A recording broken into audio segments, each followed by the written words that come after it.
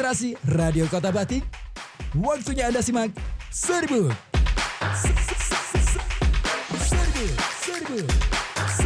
Serbu. Senin berbuku. Persembahan FM 91,2 Radio Kota Batik.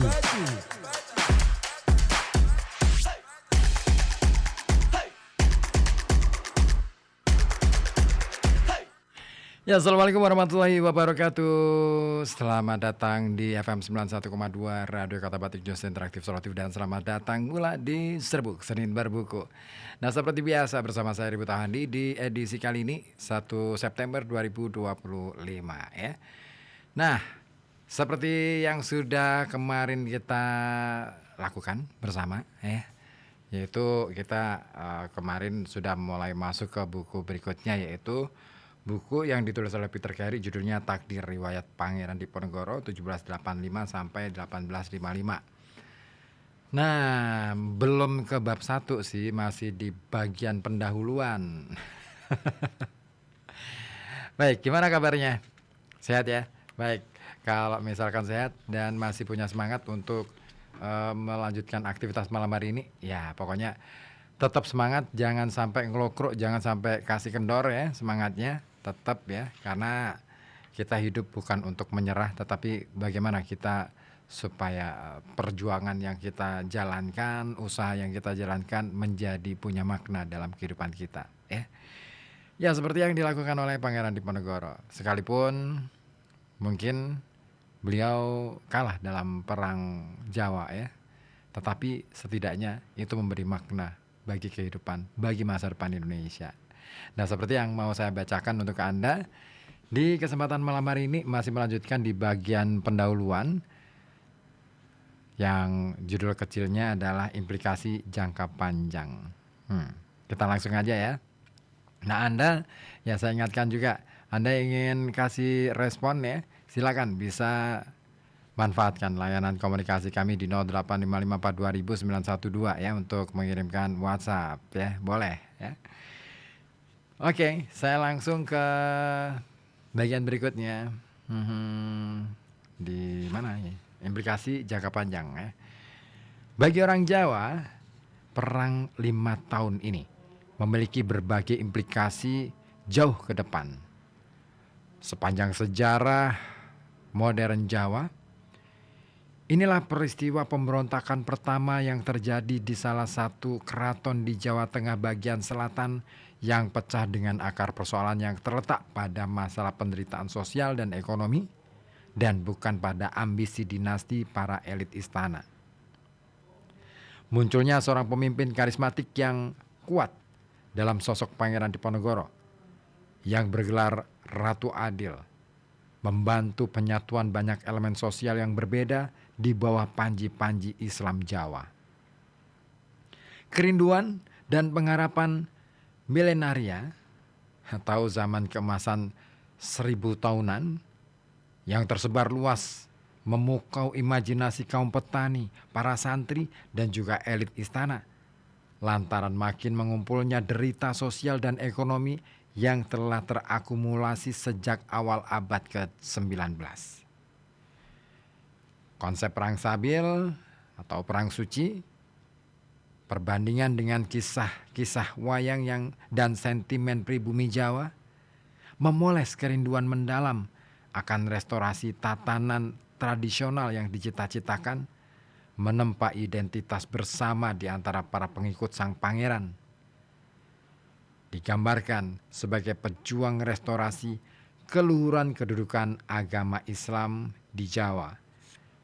Diponegoro mencita-citakan pemulihan atau restorasi tata nilai moral yang lebih luas, bukan hanya dalam mendakwakan ajaran-ajaran Nabi Muhammad.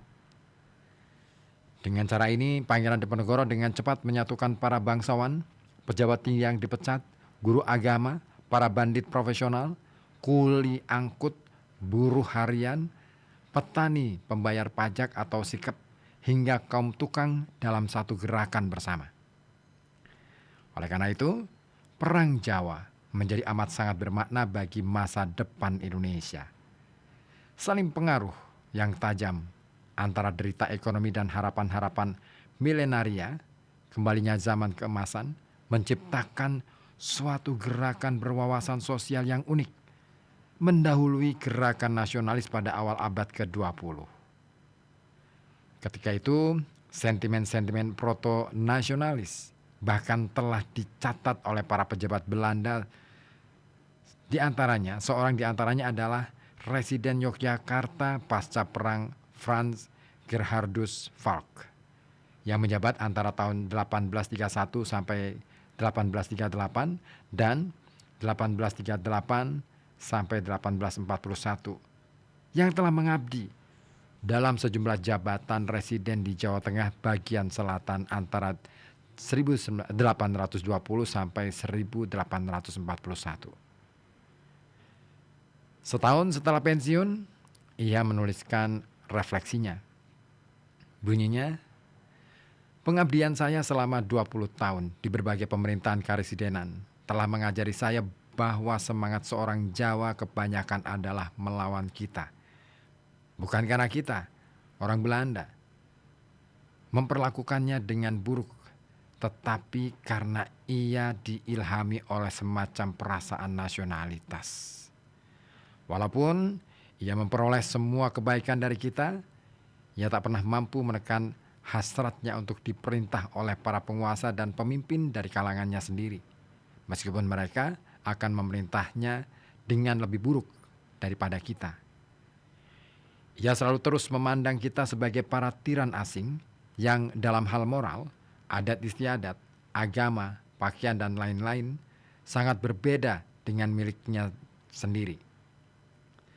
Penampilan setiap orang Eropa mengingatkan kita pada situasi terhina dan ia tidak dapat menahan diri untuk menunjukkan kebencian atau sumpah serapahnya apabila ia merasa dapat terus berlalu tanpa mendapat hukuman. Urat nasionalisme anti Belanda ini, jika dapat disebut begitu, lahir dari dislokasi budaya yang dipintal oleh imperialisme Eropa baru. Ini adalah tema-tema sentral dari buku ini. Diponegoro adalah kunci di sini. Ia adalah seorang tokoh transisional terdepan yang hidup melalui transisi dari tatanan lama Jawa abad ke-18 akhir ke puncak zaman kolonial pertengahan abad ke-19. Dalam rentang hidup 70 tahun, ia merasakan kekuatan penuh revolusi kembar politik dan ekonomi Eropa akhir abad ke-18 yang merobek-robek pandangan dunia di Jawa Tengah bagian selatan. Lalu Gary menulis pada bagian berikutnya dengan judul kecil Arti Penting Diponegoro. Sebagai seorang tokoh tradisional yang menggumuli nilai-nilai Jawa pramodern, Diponegoro juga menatap masa depan. Banyak orang yang akan mengira bahwa di sini pangeran menggunakan idiom-idiom Islam Jawa, terutama tradisi-tradisi milenarianya, sebagai cara dia untuk menempa identitas baru kaum muslim Jawa dalam zaman ketika tatanan Jawa lama sedang remuk. Diponegoro hidup dalam suatu zaman yang semakin terbelah di antara mereka yang siap menyesuaikan diri dengan rezim Eropa yang baru dan mereka yang melihat tatanan moral Islam sebagai bintang pedoman dalam masyarakat yang telah kehilangan tambatan tradisionalnya. Perang Jawa juga dikenal sebagai Perang Diponegoro, memberikan daya dorong untuk sebuah proses yang masih akan bergulir sendiri dalam Indonesia modern, yaitu integrasi nilai-nilai Islam ke dalam identitas Indonesia masa kini. Pandangan dunia Diponegoro juga mencakup suatu pendapat yang sangat jelas hingga hari ini mengenai bagaimana orang-orang Muslim Jawa seharusnya hidup dalam zaman dominasi Imperium Barat. Bagi Diponegoro, tidak seperti kebanyakan orang Muslim Indonesia dewasa ini, Jawaban atas ini semua rupanya terletak pada menjalankan perang suci dan pengembangan karakter yang jelas tegas antara wong Islam atau orang Islam, kaum muslim, orang Eropa, kafir laknatullah, kafir yang dikutuk Allah, dan kafir murtad, orang Jawa yang memihak Belanda. Tetapi di sana juga ada keprihatinan mendalam di pihak pangeran untuk bagaimana mengabadikan nilai-nilai khas Jawa sebagaimana terekspresikan dalam bahasa, pakaian, dan tata aturan budaya. Ini dapat dilihat paling jelas dalam perlakuannya terhadap para tawanan Belanda selama Perang Jawa. Mereka diharapkan mengenakan pakaian Jawa dan berbicara kepada para penangkapnya tidak dalam bahasa Melayu kacung, bahasa masyarakat kolonial baru yang kasar, tetapi dalam bahasa Jawa tinggi atau kromo yang lembut, bahasa para elit istana. Terlepas dari langkahnya mengadopsi pakaian dan gelar Ottoman seperti Ali Basa, yang mungkin berasal dari sebutan Ali Pasha, Pasha yang mulia dalam bahasa Turki Ottoman, untuk para panglima militer tertingginya. Diponegoro bukanlah pembaru Islam. Sebagai seorang muslim Jawa tradisional, pangeran melihat tidak ada konflik yang melekat antara alam spiritual Jawa dan kedudukannya sebagai bagian dari umat Islam internasional, yang pusat-pusatnya berada di Hijaz atau kini Arab Saudi dan Turki Ottoman. Diponegoro tidak berhasil mencapai tujuannya, merestorasi kejayaan Islam di Jawa. Tentu saja, martabat dan integritas yang diperjuangkan atas nama umat Islam Jawa akhirnya terwujud 90 tahun setelah kematiannya, ditandai dengan peristiwa proklamasi atau deklarasi kemerdekaan Indonesia 17 Agustus 1945. Sementara itu, wawasan moralnya yang lebih luas untuk memastikan tempat terhormat bagi Islam dalam hidup berbangsa belum tuntas. Ini pun merupakan bagian dari konflik global antara apa yang oleh sementara umat Islam dilihat sebagai nilai-nilai materialistik Barat dan apa yang oleh orang-orang lain dianggap sebagai loyalitas terbelah kaum muslim di seluruh dunia. Diponegoro dalam konteks. Itulah bagian berikutnya. Buku ini berusaha menempatkan hidup Pangeran Diponegoro dalam konteks zamannya. Tema kunci biografi yang sedang Anda baca ini adalah transisi. Karya tulis ini menyajikan kerangka di mana hidup sang pangeran harus dipahami. Sebagai tokoh transisi, Diponegoro merujuk ke belakang pada suatu tatanan Jawa lama di masa kanak-kanaknya dan maju ke depan pada tatanan kolonial baru pasca Perang Jawa. Namun, buku ini lebih dari sekadar sebuah kajian tentang masa-masa transisi. Buku ini juga melihat warisan Diponegoro sebagai manusia. Untuk itu, buku ini berusaha menjawab pertanyaan-pertanyaan berikut. Sebagai seorang pahlawan nasional, tempat Diponegoro dalam sejarah negerinya sudah pasti. Tetapi, apa nilai-nilai yang lebih mendalam yang diwariskan oleh sang pangeran? Apa yang dapat kita pelajari dari kehidupannya? Pendek kata, apakah pemaknaannya yang lebih luas? Untuk sementara, bila kita lupakan dahulu kelahirannya sebagai bangsawan, hubungan-hubungan kekerabatannya dengan keraton, kesalian muslim sinkretiknya, kepercayaan-kepercayaan Jawa, dan kepemimpinannya dalam perang melawan Belanda yang dipimpinnya. Lalu apa yang tersisa? Apa akar kejeniusan Diponegoro? Apa yang membuat begitu istimewa? Terhadap semua pertanyaan di atas, jawaban yang akan Anda temukan dalam buku ini adalah kepekaannya sebagai seorang manusia, terutama kemampuannya sebagai orang Jawa dalam mengenali kompleksitas dunia, meskipun tetap tampil sederhana. Dalam hal ini, pengasuhannya di bawah pengawasan ketat nenek buyutnya di lingkungan desa Tegal Rojo sangat menentukan. Ada banyak hal tentang Diponegoro yang mencerminkan nilai-nilai Jawa desa yang kasar. Di sini, orang berpikir tentang kekuatan fisik. Kebiasaannya untuk berjalan dengan kaki telanjang, tidak hanya ketika berziarah, dan partisipasinya sekali setahun dalam panen raya padi di tanah miliknya di selatan Jogja. Kehati-hatiannya dalam menggunakan uang yang sampai-sampai membuat terkesan orang Belanda yang kikir. Dan kecermatan mengadministrasi dan mengurus tanah-tanahnya yang tidak umum dilakukan kalangan keraton di Jawa Tengah bagian selatan pada waktu itu juga istimewa. Begitu juga ketajaman ekspresinya. Kemuakannya pada sikap keangkuhan dan suka pamer, kedekatannya dengan alam, dan cintanya pada binatang peliharaan. Ada hal lain yang terkait dengan kejujuran Diponegoro. Lihatlah pengakuannya pada saat menerima penglihatan dalam pengalaman mistiknya tentang Ratu Adil di tahun 1824. Ketika ia bilang tidak dapat berkelahi karena ia tidak tahan melihat kematian. Atau pada hal yang sama sekali lain. Semisal kerelaannya memasukkan catatan dalam biografinya mengenai kelemahannya yang permanen.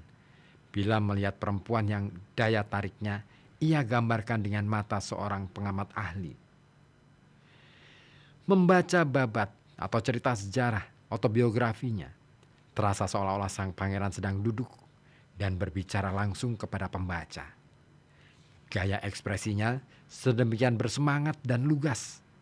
Semangat yang sama inilah yang mengagetkan ofisir Jerman pengawalnya, Justus Heinrich Knorr, ketika bercakap-cakap dengan sang pangeran dalam perjalanan menuju pengasingan 3 Mei hingga 22 Juni 1830.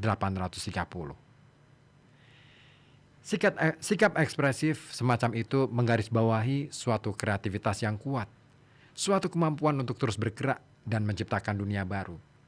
Dalam konteks komunitas Islam, hal ini mungkin dapat dianggap sebagai suatu bentuk hijrah atau perjalanan. Di sini kita dapat mengikuti hijrah Diponegoro di sore hari dari Tegal Rejo ke Selarong pada tanggal 20 sampai 21 Juli 1825 yang mengobarkan perang Jawa. Api kebakaran rumahnya menerangi langit senja ketika ia menari-nari di tengah barisan pengawal bersenjata tombaknya. Kita akan berpikir juga mengenai hijrah besar lain dalam hidup sang pangeran, penangkapannya oleh Jenderal de Kock di Magelang pada tanggal 28 Maret 1830 yang menandai masa hampir seperempat abad menjadi tahanan dan buangan. Posisinya sebagai Ratu Adil ditukar dengan 2 kamar yang menyedihkan dan membuat gerah di Fort Rotterdam di Makassar. Penata tari Indonesia ternama, serta koreografer dan kreator opera Diponegoro, Sardono W. Kusumo, menyebut hal itu sebagai penerbangan atau hijrah dari dunia badaniah ke alam intelektual. Begitu sang pangeran bergerak dari ranah badaniah, Pangeran Diponegoro ke arah intelektual, ke penulisan, meditasi, dan seni. Kreativitasnya tumbuh mekar. Inilah saat ketika ia menulis 1151 halaman autobiografinya dan ketika ia mengembangkan keterampilan kaligrafi, menggambar daerah atau diagram-diagram mistik dan menyalin Al-Quran. Mereka yang mengamati dengan jeli, transisi ini berbicara tentang ketenangan, keikhlasan atau kepatuhan Diponegoro yang tak tergoyahkan.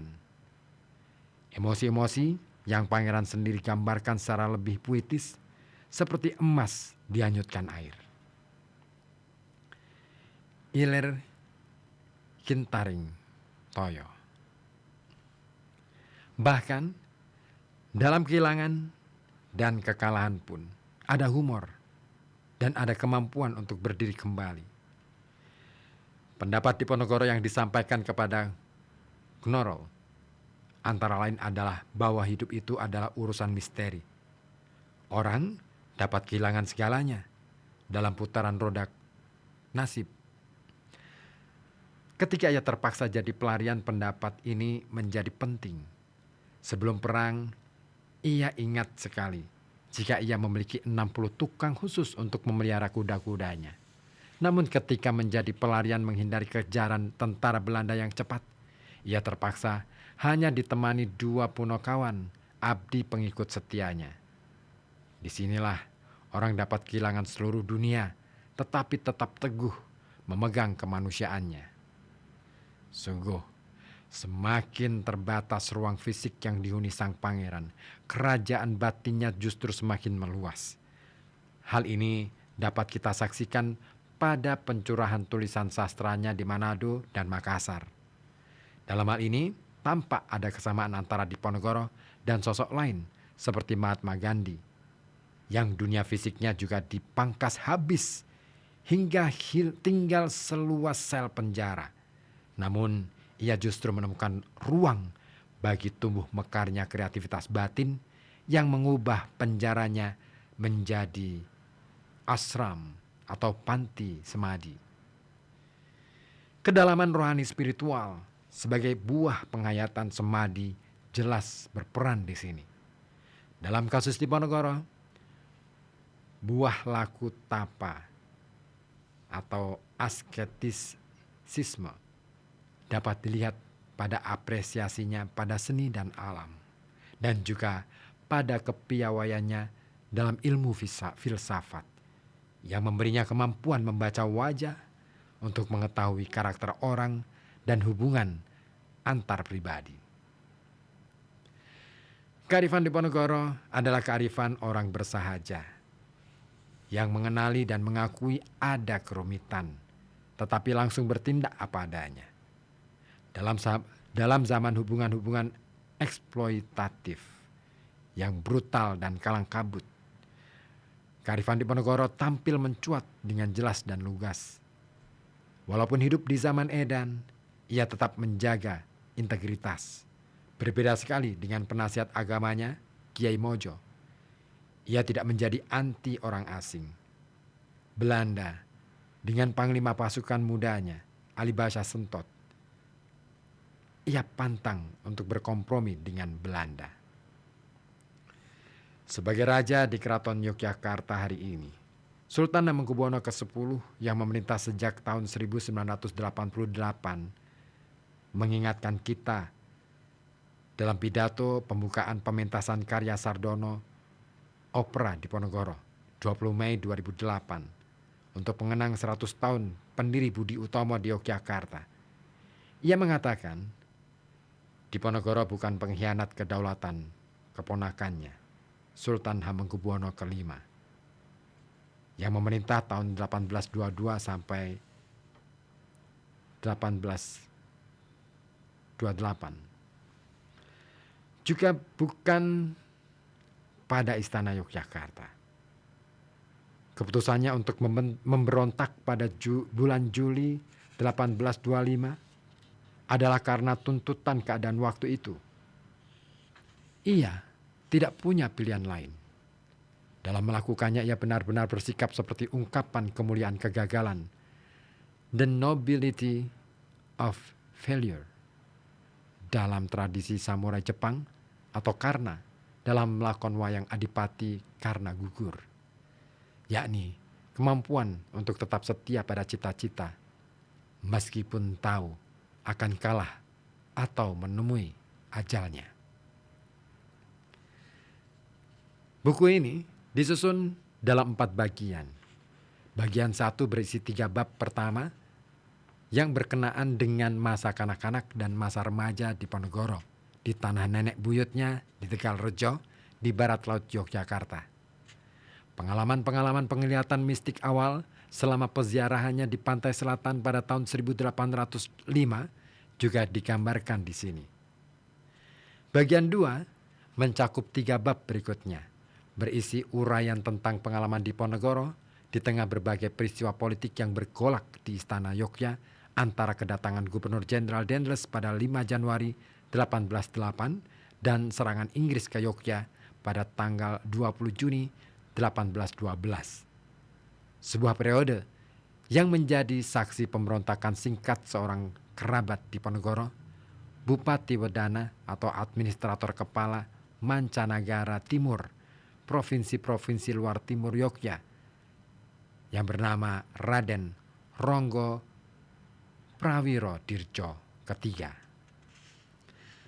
Setelah Yogyakarta jatuh pada tanggal 20 Mei 1812, mulailah era baru hubungan antara pemerintah kolonial dan kerajaan-kerajaan di Jawa Tengah bagian selatan. 3 bab, yaitu bab 7 sampai 9 dalam bagian 3 berfokus pada reaksi Diponegoro atas berbagai kondisi yang berubah ini.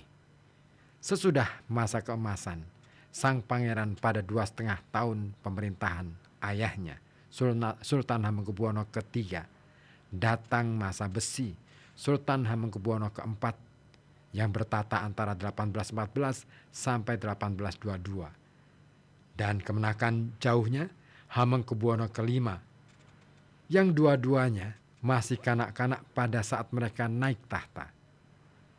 Sebagai wali dari Sultan kelima, Diponegoro berada di tengah-tengah krisis finansial yang melanda keraton pada tahun 1823 sampai 1824. Dan pada awal 1824, ia menarik diri sepenuhnya dari tugas-tugas perwalian untuk bersiap-siap memenuhi panggilan sebagai Ratu Adil.